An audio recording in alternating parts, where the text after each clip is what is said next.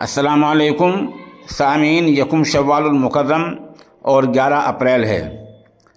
اللہ اکبر اللہ اکبر، لا الہ الا اللہ واللہ اکبر اللہ اکبر۔ آج عید الفطر کا عالمی تہوار ہے اور وطن عزیز میں پورے ملک میں تقریباً عید الفطر کا تہوار منایا جا رہا ہے۔ اس سلسلے میں ہمیں چند جگہوں کی ویڈیوز تصاویر موصول ہوئی ہیں۔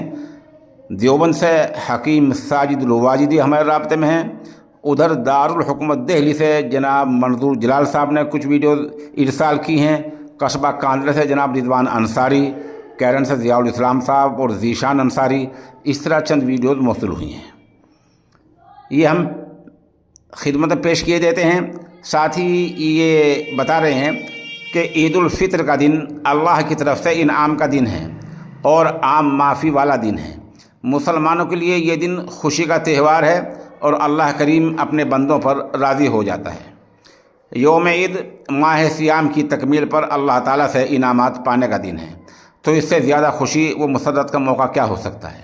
یہی وجہ ہے کہ امت مسلمہ میں اس دن کو ایک خاص مقام اور اہمیت حاصل ہے۔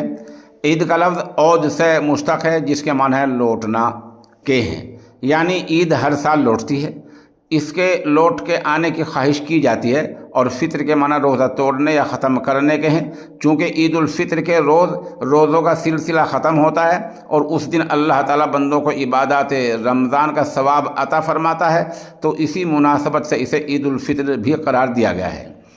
صحابی رسول اور خادم رسول حضرت انس رضی اللہ تعالیٰ عنہ سے روایت ہے کہ اہل مدینہ یہ دو دن بطور تہوار مناتے اور ان میں کھیل تماشے کیا کرتے تھے۔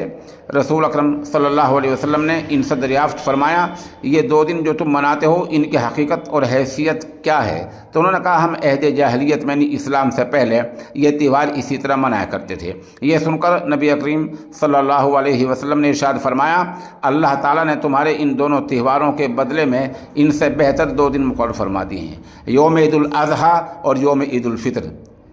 یہ روایت حدیث کی مشہور کتاب ابو داؤد شریف میں ہے۔ نبی کریم صلی اللہ علیہ وسلم نے عیدین کے موقع پر شرعی حدود میں رہتے ہوئے خوشیاں منانے کی اجازت دینے کے ساتھ ساتھ دوسروں کو بھی ان خوشیوں میں شامل کرنے کی ترغیب دی ہے اور ان مواقع پر عبادات کی بھی تاکید کی ہے۔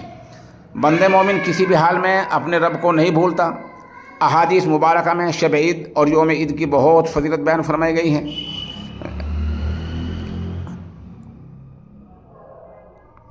صحابہ کرام اور بزرگان دین اپنی عبادات پر اترانے کی بجائے اللہ تعالیٰ سے قبولیت کی دعائیں کیا کرتے تھے۔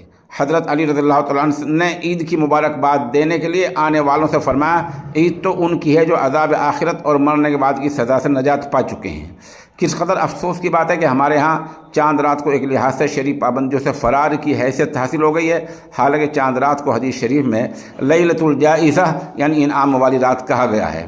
حضور صلی اللہ علیہ وسلم نے فرمایا، رمضان المبارک کی آخری رات میں امت محمدیہ صلی اللہ علیہ وسلم کی مغفرت کر دی جاتی ہے۔ تو بہرحال اس طرح عید کا ثواب ہے، اور ہم اگلا بلیٹن بھی انشاءاللہ عید الفطر کے بارے میں اور کچھ اور جگہوں کی ویڈیوز کے بارے میں جاری کریں گے۔